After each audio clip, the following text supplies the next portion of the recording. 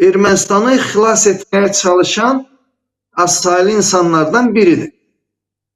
Onun da əvvəl böyük səhvləri oldu. Onu kənara qoyuram. Bəyanatlarını unutmadıq, onun addımlarını unutmadıq. Amma bugünkü reallıqları qəbul edən tək adekvat adam mən onu görürəm indi. Başqa biri yoxdur. Digər namizədlərdən söhbət gedir. Digər namizədlərin hər biri ya Daşnaka bağlıdır, ya revanşistlərə, ya Qarabağ klanına. Ümumilikdə isə hər üçü də Kremlə bağlıdır. Fərqli-fərqli qanadlar yaradıblar ki, bunları bir yerə toplaya bilirdi. Tutaq ki, Kreml deyərdi ki, bir partiyada birləşin, necə ki, Amerikada respublikaçılar və demokratlar var. Bir partiyada birləşin ki, yəni daha güclü bir təəssürat bağışlasın partiya. Bilərəkdən birləşdirmədilər ki, ola bilər ki, biri Daşnakdan ayrılmaq istəməyəcək, biri çiçəklənən Ermənistandan, biri Respublika partiyasından. Ona görə üç variantda saxladılar ki, hər biri öz belə deyək, proqramına uyğun ümumilikdə daha çox Paşinyan əleyhdarı ətrafına toplaya bilsin. İndi bunların da parlamentə seçildikdən sonra faizləri necə olacaq, buna baxmaq lazımdır. Amma hər bir halda mənim çox da belə deyək də hərbiyə aid sahə deyil, sırf Ermənistana bağlı olduğuna görə deyirəm ki, mən görün, həm də bilirsən, məni Ermənistandan izləyənlər bugün 48%-dir izləyici kütləsinin. 38% Azərbaycandır, 11% Rusiya, qalan o 1-2% də Türkiyə və digər ölkələr. Amma hər bir halda 48% izləyir, o izləyənlər paylaşırlar mənim yazılarımdan. Hətta Azərbaycan maraqlarını təmsil eləsəm də, mən reallıqdan çox da kənara çıxmaq istəyən birisi deyiləm. Yəni, bilərəkdən bu ola bilməz. Real nə varsa o da. Yazdıram, paylaşıram, onlar da dəstək olurlar, rəy yazırlar. Mən belə başa düşürəm ki, Paşinyan seçiləcək və mütləq üstünlüyü də əlində saxlayacaq, yenidən baş nazir olacaq.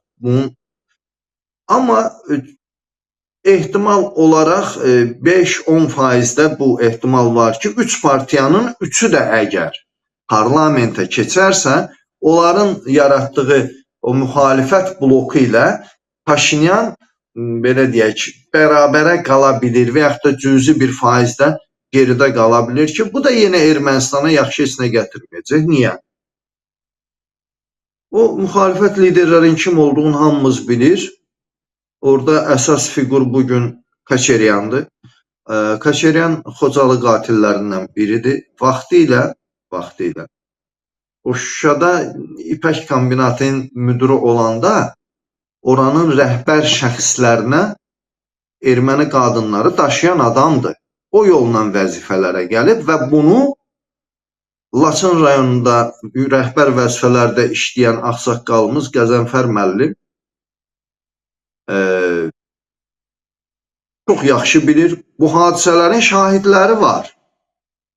Yaxın günlərdə yəqin ki, bu məsələ buradan biz səsləndiririk. Yaxın günlərdə də bu Ermənistan mediasında səslənəcək.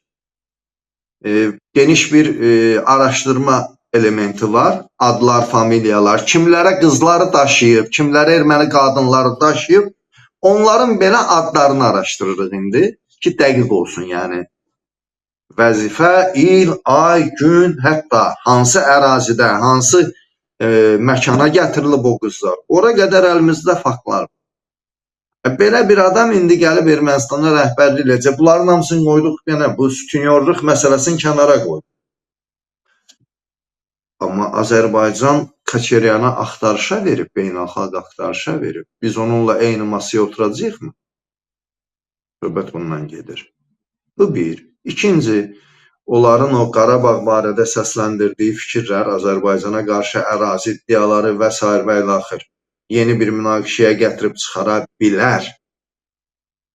Yeni münaqişənin baş verməsi üçün vacib deyil ki, başqa bir ölkə ərazisinə raket atasan, bomba atasan, ya güllə atasan və yaxud da oradakı vətəndaşı, hərbçini yaralayasan və yaxud da həlak edəsən. Bəzən bəyanatlar müharibəyə gətirib çıxara bilir. Xüsusilə də ki, əgər bu bəyanat Robert Koçeryanın dilindən səslənəcəksə, o zaman münaqişə qaçılmaz olacaq. Bunu da Ermənistan tərəfi bilməlidir. Dəfələrlə də yazmışam. Ermənistan tərəfində də bunu Ermənistan rəhbərliyi də deyib, Paşinyan da deyir, digərlər də deyir və mən də deyirəm, hamımız da deyirik. Hövrək bir sülh var. Artıq cəbhədə nə erməni, nə Azərbaycan əskəri ölmür. Bu münaqişənin müəllifi Kreml olub. Kreml Ermənistanı süni dövlət olaraq yaradıb ki, Qafqazda yerləşə bilsin, Türkiyə sərhədində yerləşə bilsin. Gec də olsa bunu ermənilər anladılar, bunu illərlə deyirdik ki, Ermənistan nədir ki, 2 milyon əhali ilə durub 140 milyona qarşı müharibə aparsın, ərazi iddiaları irəli sürsün. Doktrinasına, konstitusiyasına, müstəqillik aktına, strateji təhlükəsizlik konsepsiyasına götürüb Azərbaycan və Türkiyəni düşmən olaraq qeyd eləsin. Bu sənədlərdə bu var. Dənan şəxs gedib açıb baxa bilir.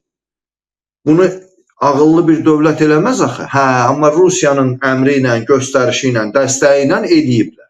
Və bu faktdır. Gec də olsa bunu Paşinyan anladı. Amma anlamayanlar var. Çünki bəziləri, belə deyək, əli o hakimiyyət kreslosundan üzülüb, böyük gəlirlərdən üzülüb, seçilməzlərsə, onları bəzilərin həbs gözləyəcək. Azərbaycanın açdığı cinayət işləri var. Sülh sazişi imzalanarsa, Azərbaycan ilə Ermənistan arasında ola bilsin diplomatik əlaqələr də qurulsun, hüquqi yardım haqqında sənədlər imzalansın və o zaman Xocalı qatillərinin Azərbaycana verilməsi məsələsi ortaya çıxacaq. Bax, onların qorxduqları budur. Yəni, həbs, cəza və hakimiyyət. Ona görə özlərin bu qədər fəda edirlər. Qarabağ erməniləri elə bilirlər ki, Peçeryan seçilsə, bunlar ağ günə çıxacaqlar. Qətiyyən elə deyil. Biz bəzən biriləri, yəni əsasən də Ermənistanda elə bilirlər ki, biz bu barədə daha çox danışanda qorxuruq, nədənsə çəkinirik. Belə deyil.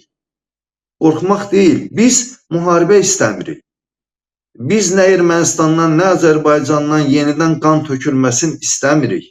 Biz nə ediriksə danışıqlar masasında əldə etməyə çalışırıq. O cümlədən qayıdış prosesi və s. və ilaxır. Biz xəbərdarlıq edirik.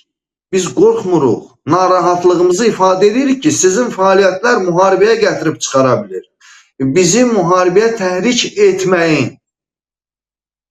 30 ildən sonra ilk dəfədir ki, biz 2 ilə yaxın bir müddətdir ki, daha doğrusu 1 ilə yaxın bir müddətdir ki, ölüm itim yoxdur cəbhədə.